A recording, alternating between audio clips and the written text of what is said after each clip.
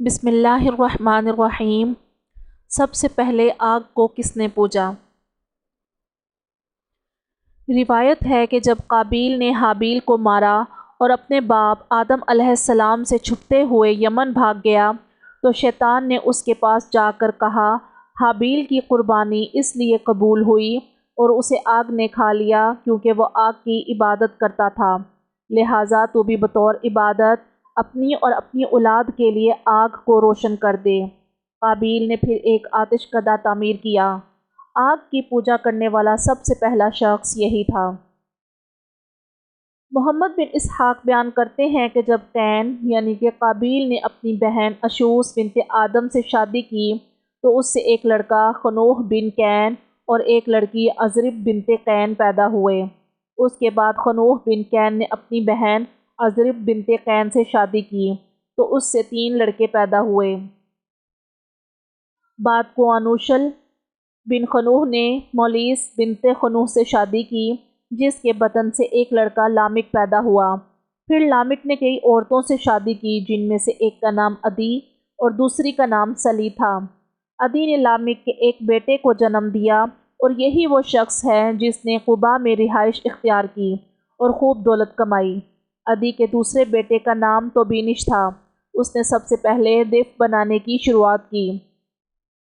اس کے بعد عدی کا ایک اور بیٹا بلقین پیدا ہوا جس نے سب سے پہلے تانبے اور لوہے سے کام کیا اور اس کی اولاد میں بڑے بڑے جابر اور فرعون سے انسان شامل تھے۔ ان کا قد اس وقت 30 ذراع ہوتا تھا۔ پھر رفتہ رفتہ قین کی اولاد مٹ گئی اور شیث بن آدم کے علاوہ آدم علیہ السلام کی بقیہ سب اولاد کا نسب منقطع ہو گیا۔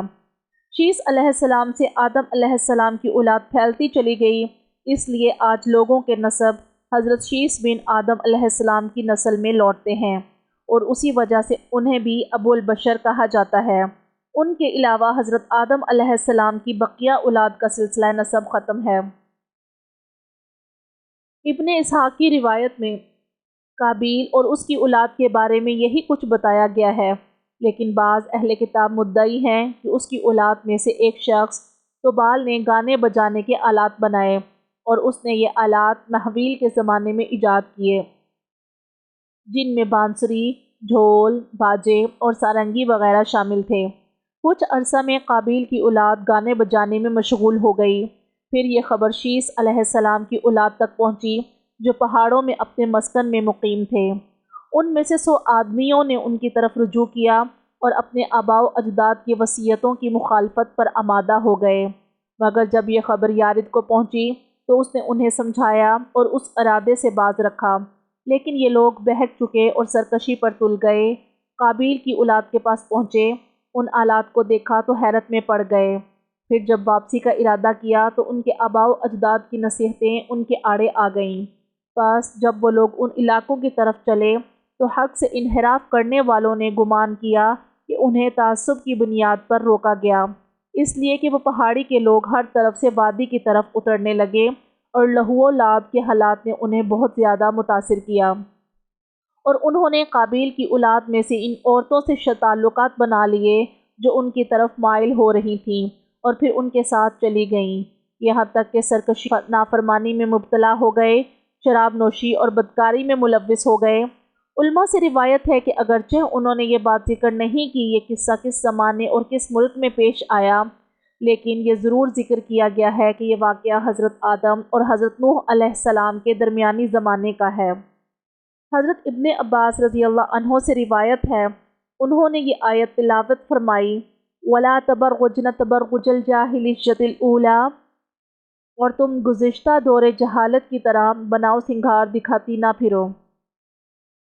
پھر فرمایا یہ نوح اور ادریس علیہ السلام کے درمیانی زمانے کا ہے جو کہ 1000 سال پر مشتمل تھا، اور یہ دونوں آدم علیہ السلام کی اولاد میں سے ہیں جن میں سے ایک میدانی اور دوسرا پہاڑی علاقے میں رہتا تھا۔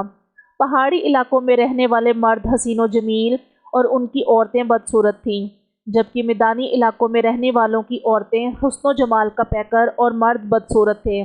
ایک دن شیطان ایک غلام کی شکل میں میدانی علاقے کے مردوں کے پاس آیا اور ان کی خدمت کے بہانے ایک شخص کے پاس نوکر ہو گیا۔ اس نوکری کے دوران اس نے بانسری کی شکل کا آلہ تیار کیا جس سے ایسی آواز نکلتی تھی جسے لوگوں نے پہلے کبھی نہیں سنا تھا۔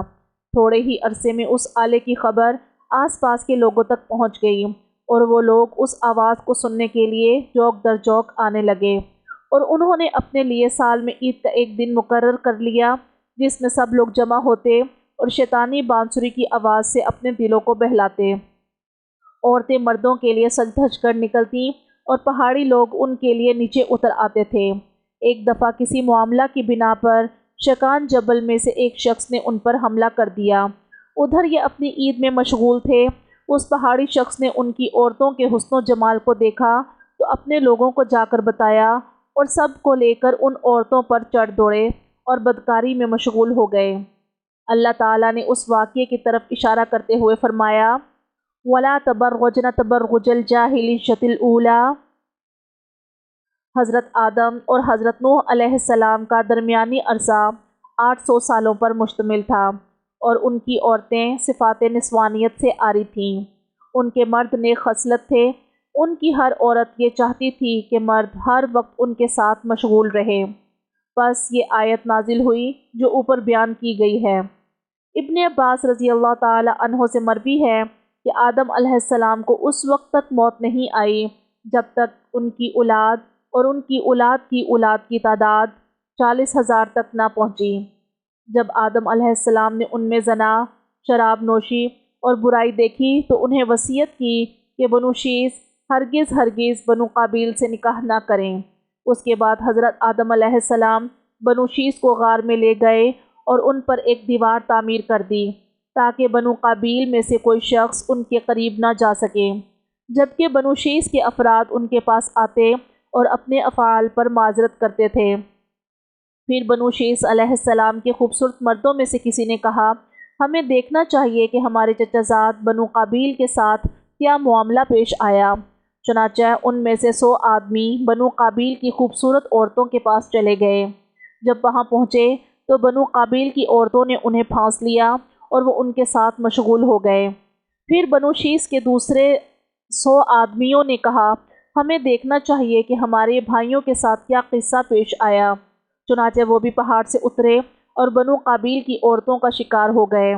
پھر تمام کے تمام بنو شیث اتر آئے اور معصیت پھیل گئی، اور انہوں نے آپس میں ایک دوسرے سے نکاح کیے، اور باہمی اختلاط کی وجہ سے بنو قابیل کی تعداد اتنی بڑھی کہ روئے زمین ان کی نسل سے بھر گئی، اور وہ لوگ نوح علیہ السلام کے زمانے میں غرق ہو گئے۔ علماء فارس میں سے وہ افراد جو حضرت آدم علیہ السلام کو جیومرت قرار دیتے ہیں، ان کا کہنا ہے کہ جیومرت کے ہاں مشی نام کا لڑکا پیدا ہوا جس نے اپنی بہن مشانہ سے نکاح کیا۔ پھر ان کے ہاں ایک بیٹا سیامک اور ایک بیٹی سیامی پیدا ہوئے۔ بعد ازاں سیامک بن مشی بن جیومرت کے ہاں افرواق، ودیس، واجوب و اورش نام کے بیٹے، اور افرائی، ودزری، وبری و ادرشی نام کی بیٹیاں پیدا ہوئیں۔ ان سب کی ماں کا نام سیامی بنت مشی تھا۔ وہ فارسی علماء یہ بھی کہتے ہیں کہ زمین کل 7 اقلیموں پر مشتمل ہے، اور اس سے ملا ہوا علاقہ جہاں تک لوگوں کا جانا ہو، چاہے وہ خشکی ہو یا سمندر، سارا ایک اقلیم ہے، اور یہاں کے باشندے افرواق بن سیامک کے دیگر بیٹے بیٹیوں کی اولاد سے ہیں۔ روایت ہے کہ افرواق کے ہاں افری کے بطن سے ہوشنگ بشداز الملک کے نام سے ایک بیٹا پیدا ہوا جو اپنے دادا جیومرت کی حکومت کا صحیح وارث ثابت ہوا۔ اسی نے سب سے پہلے اقلیم سبعہ میں حکومت قائم کی۔ چند علماء کا کہنا ہے کہ یہی اوشہنج ہے جو حضرت آدم علیہ السلام کا بیٹا ہے۔ روایات سے معلوم ہوتا ہے کہ اوشہنج نے ہی سب سے پہلے کان سے لوہا نکالا اور اس سے مختلف اوزار بنائے، اور اسی نے سب سے پہلے پانیوں کو وادی میں سے ایک جگہ جمع کیا، لوگوں کو کھیتی باڑی، زراعت اور فصلوں کی کٹائی اور دیگر کام کرنے پر ابھارا، اور موذی درندوں کو قتل کرنے کا حکم دیا، اور جانوروں کی کھال سے لباس اور چٹائی بنائی، اور اسی نے لوگوں کو گائے، بھیڑ، بکری اور وحشی جانوروں کو ذبح کرنے اور ان کا گوشت کھانے کا حکم دیا۔ اس کی سلطنت 40 برس تک قائم رہی، شہر تعمیر کرایا، اور اس شہر کے بارے میں خیال کیا جاتا ہے کہ وہ پہلا شہر ہے جو جیومرت کے بعد تعمیر کیا گیا۔ اہل فارس کہتے ہیں کہ اوشہنج پیدائشی بادشاہ تھا اور وہ عوامی معاملات اور اپنی زندگی کے بارے میں ایک سمجھدار شخص کی طرح فیصلے کرتا تھا، اور لوگوں کا گمان یہ ہے کہ اس نے سب سے پہلے احکامات اور حدود نافذ کیں۔ اسی وجہ سے اسے فیشداز کا لقب دیا گیا، جس کے معنی ہے انصاف قائم کرنے والا پہلا شخص۔ بیان کیا جاتا ہے کہ وہ ہندوستان پہنچا اور کئی شہروں میں پھرا، پس جب اس کا حکم نافذ ہو چکا اور سلطنت مضبوط ہو چکی تو اس کے سر پر تاج سجایا گیا۔ پھر اس نے لوگوں کو خطبہ دیا جس میں اس نے انہیں کہا، بے شک اس نے یہ ملک اپنے دادا جیومرت سے وراثت میں پایا ہے، اور بے شک وہ سرکش انسانوں اور شیاطین پر عذاب ہے۔ اور بیان کیا جاتا ہے کہ اس نے شیطان اور اس کے حواریوں پر غصہ کیا اور ان پر انسانوں سے میل جول کرنے کی پابندی لگا دی، اور ان سے ایک سفید کاغذ پر لکھے گئے معاہدہ پر عہد لیا کہ کسی بھی انسان سے کوئی معارضہ نہ کرے۔ پس شیاطین نے ان سے اس بات پر وعدہ کر لیا، اور اس نے سرکشی دکھانے والوں اور جنات کی ایک جماعت کو قتل کر دیا۔ پس وہ اس کے خوف کی وجہ سے جنگل، پہاڑوں اور وادیوں میں بھاگ گئے۔ وہ تمام شہروں کا تنہا بادشاہ تھا، اور جیومرت کی صورت اوشھنج کی ولادت اور حکومت کا درمیانی وقفہ 230 برس پر محیط تھا، اور اوشھنج کی موت کے بعد شیطان اور اس کے لشکری بہت خوش ہوئے اور پہاڑوں اور وادیوں سے اتر کر بنی آدم کے گھروں میں جا داخل ہوئے۔ اب ہم یرد کے حالات زندگی پیش کر رہے ہیں۔ یرد کو یارد بھی کہا جاتا ہے۔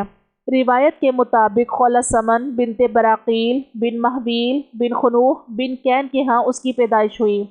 اس وقت آدم علیہ السلام کی عمر 460 سال تھی۔